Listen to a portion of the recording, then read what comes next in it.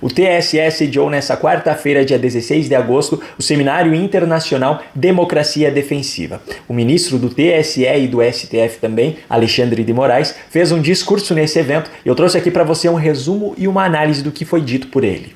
Depois de 1 minuto e 40 segundos cumprimentando uma por uma das autoridades que estavam presentes no evento, o ministro Alexandre de Moraes começou o seu discurso efetivamente dizendo isso. A terminologia do Congresso, da conferência, a terminologia tradicional democracia defensiva, me parece que precisa ser reanalisada e progredida no sentido, na verdade, de proteção à democracia, de fortalecimento da democracia, uma vez que atacada por fatores internos ou externos, há necessidade, obviamente, das instituições se protegerem, das instituições utilizarem todos os mecanismos constitucionais previstos para garantir a estabilidade institucional, para garantir a estabilidade democrática e a permanência do Estado democrático de direito. Pois bem, eu já começo aqui fazendo um questionamento. O que é Estado democrático de direito? Ou, para ficar mais simples ainda, o que é democracia? Você, cidadão que vive em um Estado democrático, sabe definir de maneira clara o que é uma democracia? Ou você já viu algum desses ministros dando uma explicação concreta desse conceito? E eu vou além. Se o nosso presidente da República, aquele que se diz o tal defensor da democracia no Brasil, já afirmou que o conceito de democracia é relativa, aquilo que é democracia para você pode ser diferente da democracia para mim? Deixa eu lhe falar uma coisa, o conceito de democracia é relativo para você e para mim. Como é possível defender então um conceito que não tem nem sequer um consenso daquilo que ele representa de fato? É verdade. Bom, Moraes continuou o seu discurso dizendo isso. O que nós estamos vendo já há pouco mais de uma década, eu diria, no mundo todo, é um aumento dos ataques à democracia, com estratégias diversas do que ocorreu na década de 60, principalmente na América Latina, mas nós estamos vendo o crescimento de um populismo baseado na ideologia de extrema-direita. Primeiro ponto, você já percebeu que para eles não existe mais direita. Aqueles que representavam a esquerda mais radical tempos atrás, como era o caso do próprio PT, hoje passaram a representar um novo normal. E todos aqueles que discordam dessa ideologia passaram a ser extrema-direita. E segundo ponto, já que ele está falando em um cenário mundial, por que ele não cita as violações à democracia na Venezuela, em Nicarágua e em Cuba, que são hoje ditaduras de esquerda e cujos representantes já têm há muito tempo uma proximidade com o nosso presidente da República, Lula? Enfim, Moraes continuou dizendo: mas um populismo que, de forma, eu diria, inteligente, passou a atacar a democracia internamente.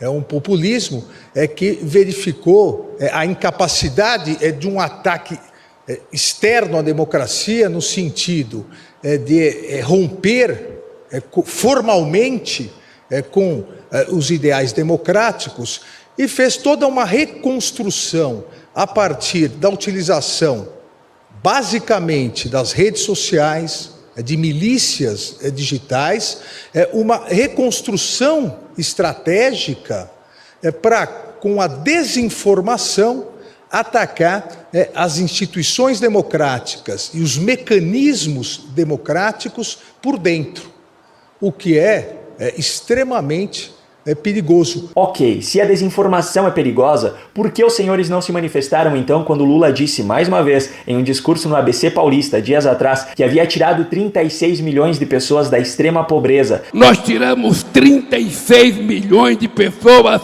da extrema pobreza, quando na verdade os dados do IPEA apontam que de 2002 a 2012 foram 8,4 milhões de pessoas? Por que os senhores não se manifestaram quando em um discurso em Parintins, no Amazonas, Lula disse que havia acabado com a fome no Brasil? Nós conseguimos acabar com a fome no país. Quando os dados do Vigizam, PNAD e POF mostram que, em seu menor número, o Brasil teve 4,2% da sua população em situação de insegurança alimentar grave, que na época representava mais de 8 milhões de pessoas. Por que os senhores não se manifestaram quando Lula disse em um discurso em Santarém, no Pará, e repetiu no Rio de Janeiro que as casas construídas pelo programa Casa Verde e Amarela eram pintadas de verde e amarelo? Porque o povo não quer casa verde e amarela, o povo quer casa pintada da cor que ele quiser.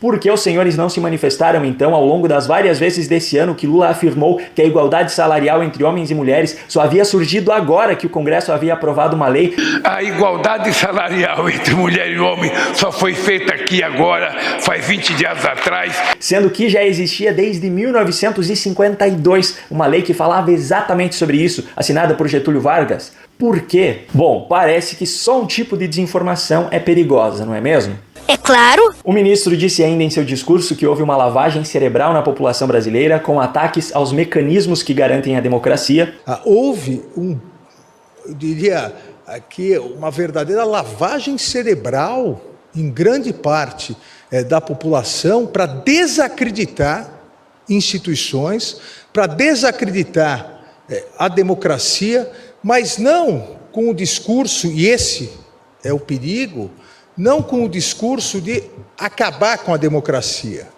mas sim com o discurso de que os instrumentos democráticos, principalmente as eleições, estariam sendo, não só esse discurso no Brasil, mas em vários países do mundo, estariam sendo fraudados. E ainda, segundo ele, isso não acontecia há 20, 25 anos atrás. O discurso golpista de remodelar a democracia com base num falso discurso de liberdade, de expressão absoluta e a possibilidade de ataque sem limites às instituições.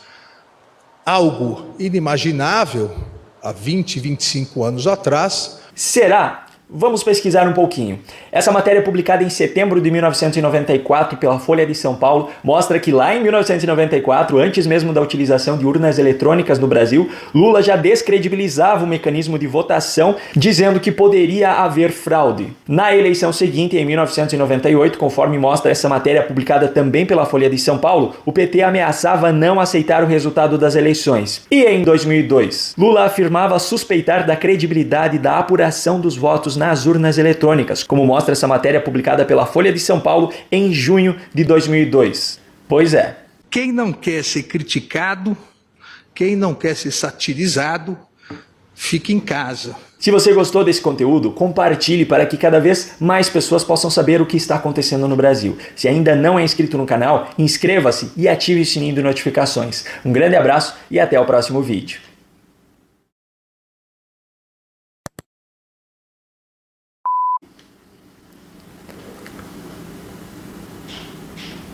Vigisan, PNAD e POF mostram que índice é menor. Quando os dados do Vigisan, PNAD e POF mostram que, em seu menor número, o Brasil teve 4,2% da sua população em situação de insegurança alimentar grave, que na época representava mais de 8 milhões de pessoas.